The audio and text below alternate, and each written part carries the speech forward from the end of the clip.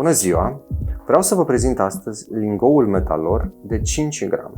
Rafineria Metalor din Elveția a fost fondată în anul 1852 și este astăzi una dintre cele mai mari rafinării din lume. Este și membră LBMA, London Bullion Market Association. În România, Avangard, firma noastră, este unic distribuitor al produselor Metalor. În partea de sus a lingoului avem logo-ul Metalor, greutatea și seria lingoului.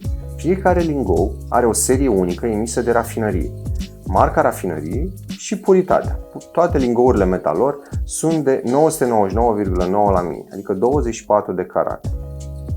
În partea de spate a ambalajului avem sus marca rafinăriei, greutatea și puritatea, iar jos avem semnătura rafinăriei. Pe spatele lingoului avem simbolul aurului din tabelul periodic și cuvintele Responsible Refining. Acest lingou are 5 grame, cum am menționat, și poate fi un cadou foarte bun sau un bun produs de investiții. Pentru mai multe detalii, vă așteptăm la noi pe site. Vă mulțumim!